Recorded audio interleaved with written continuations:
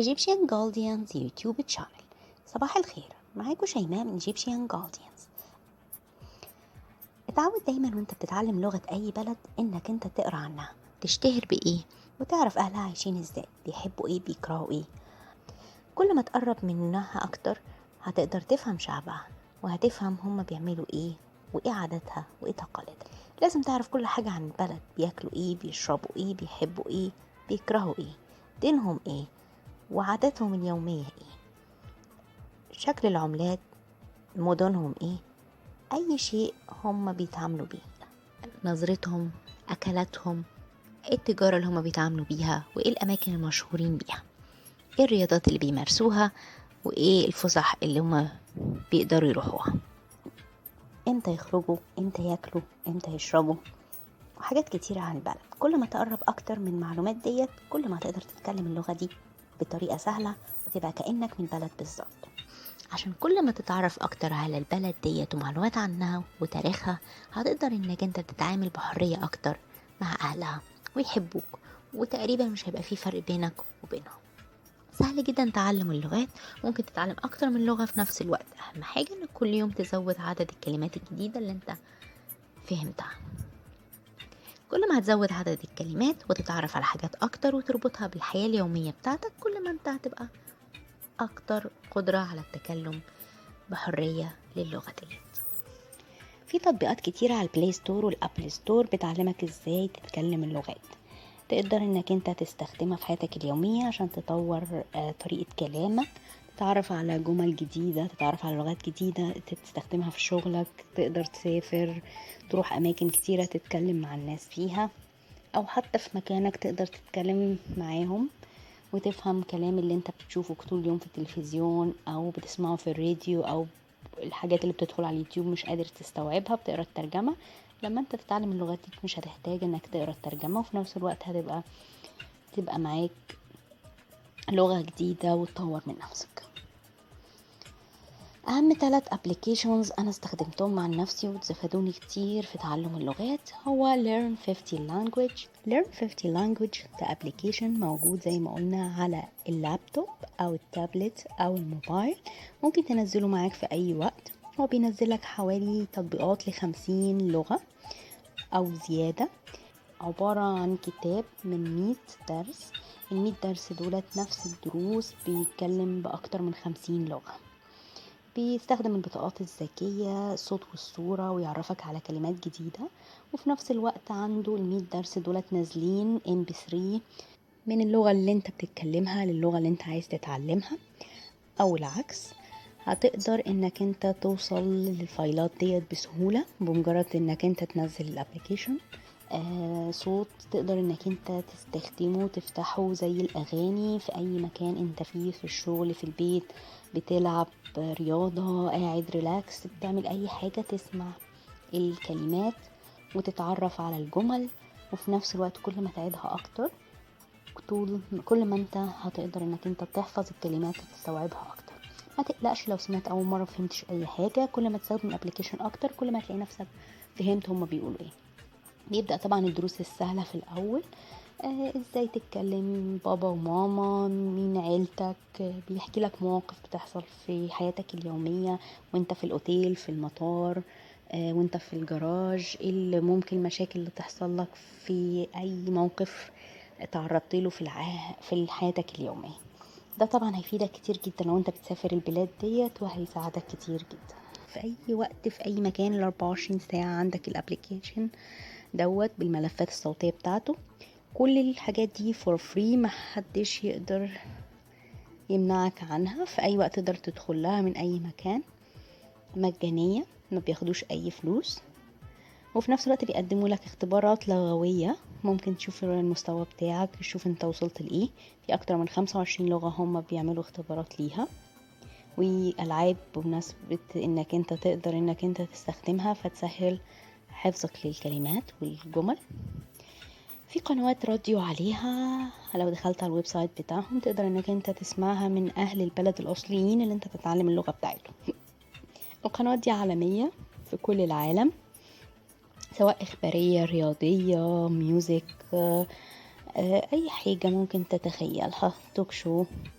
محاورات عادية تعرفك ثقافة البلد دي ايه وازاي بيتكلموا، وبرضو افضل انك انت تعرف لغة الشارع او لغة الناس العادية بتتكلم ايه.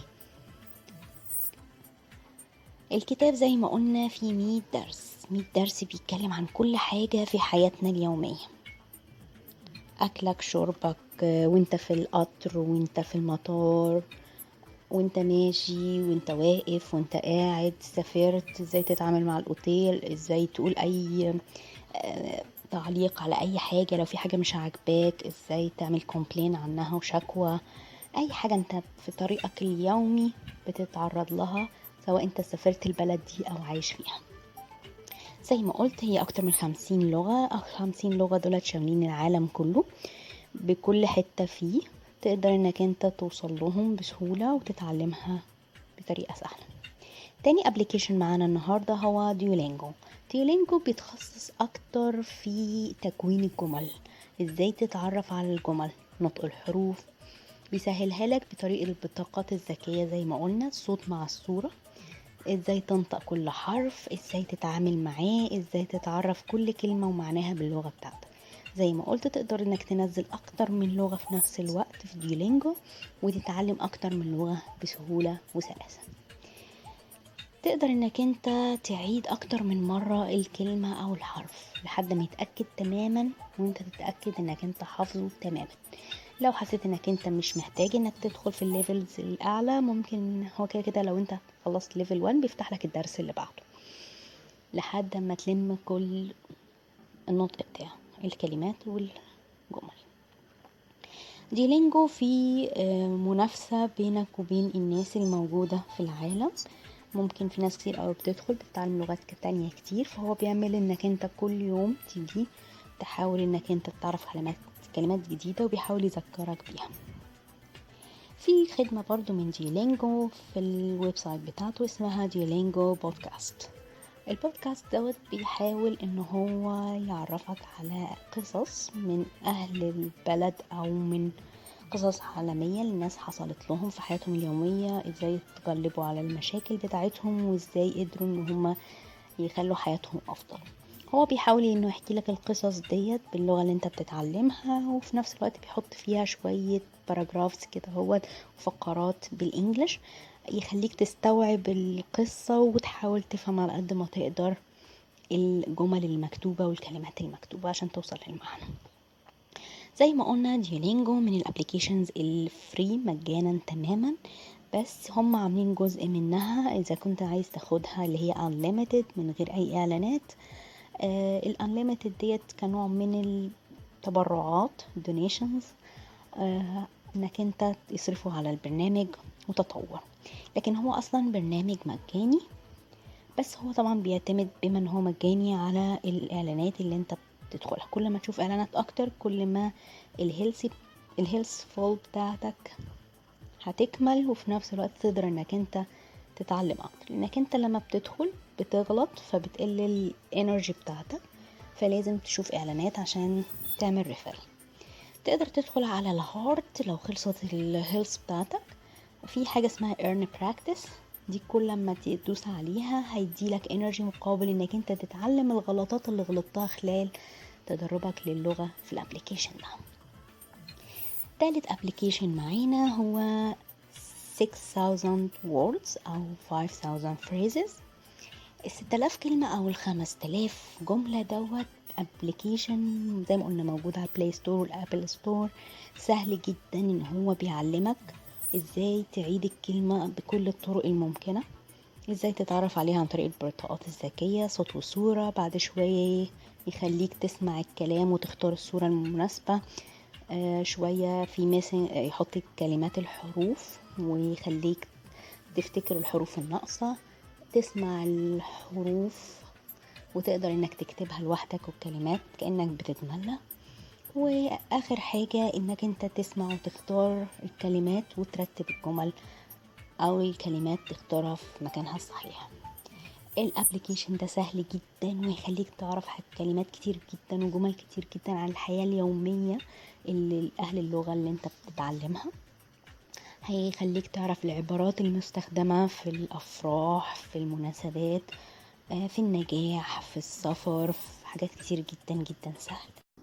برنامج 6000 كلمة أو 5000 جملة هو برنامج مجاني for free، بس كل ما تقدر انك انت تلعب براكتس اكتر، تعمل تمارين اكتر، تكسب ورود اكتر، الورود ديت بتدخلك في ليفلز اعلى. لو انت ما كنتش مستواك كويس اوي عايز تدخل في ليفلز اعلى وتجرب كل المستويات بتاعتها في وقت واحد، بتقدر انك انت تشتريها بمبلغ معين. المبلغ ده ما بيبقاش كتير قوي يعني، وساعات بيبقى فيه عروض وسبيشال اوفرز نازله وديسكاونت جامد على الموقع. تقدر انك انت تشتري بسرعه وفي نفس الوقت تدخل في ليفلز اعلى. بس زي ما قلت، تكون لما انت تتدرب اكتر وتحل البرنامج اسرع، كل ما هتكسب بوينتس، والنقط ديت بتاعتك على شكل ورود. الورود ديت هتقدر انها تدخلك في المستويات الاعلى، تحولها في اي وقت انت عايزه. وطبعا هما كده كده بيدولك اول لما تنزل ابلكيشن فور فري. طبعا لو عملت لايك على البيج بتاعتهم او عملت لهم ريت كويس، بتاخد ليفل اعلى لمدة اسبوع. حاولوا انكم تتدربوا على قد ما تقدروا، وهيخليك تعيدها اكتر من مرة. الابلكيشن سهل وسلس، مفهوش اي صعوبة في الاستخدام.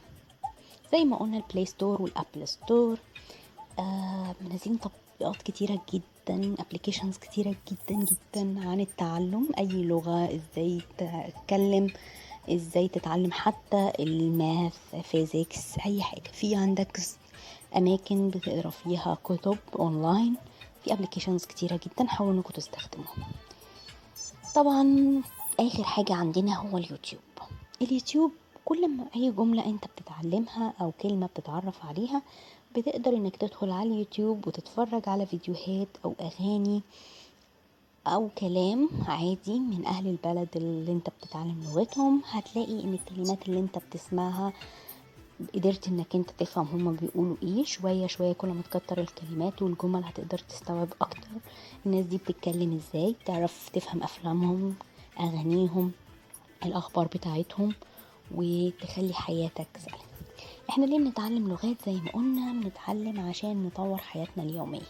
كل ما تتعلم لغات اكتر، كل ما تقدر يكون عندك فرص اكتر للتعامل مع ناس، تقدر انك انت تطور شغلك، تقدر انك تسافر، تتعرف على ثقافات جديدة، تقرأ كتب جديدة، تطور علمك، تبقى بيرفكت في كل حاجة يعني. حاول تغير حياتك وتتعلم اكتر من لغة وتستفاد بالعلم ده، انك انت تبقى فيه براكتس. زي ما قلنا لازم تتعرف على كلمات جديدة كل يوم، وفي نفس الوقت تبدأ تستخدمها في حياتك اليومية. حتى لو انت ما تقدرش انك تنطقها كل يوم، انت عيد ورا الكلام اللي انت بتسمعه. حاول تدخل على اليوتيوب وتحاول انك انت تعيد في سرك الكلمات، تتعلم الاكسنت بسهولة، ازاي تنطق كل كلمة، ازاي الكلمات اللي بتنطقها وايه الحروف اللي ما بتنطقهاش. في فرق كبير بين لغة الشارع وبين لغة الدراسة او الاكاديمية او المصالح الحكومية. اغلبية لغة الشارع بس بتاكل شوية حروف او بتعدي شوية جمل، لكن هي نفس اللي انت هتتعلمها. هتلاقي على اليوتيوب برضو فيديوهات لناس من البلاد ديت بتشرح ازاي تتكلم الكلام، الجرامر، ازاي تعدي حاجات معينة، ايه الحاجات المتشابهة، بتتكلم عن ثقافة كل بلد. هنحاول ان احنا نجيبها في فيديوهات تانية. ربنا يوفقكم، مع السلامة.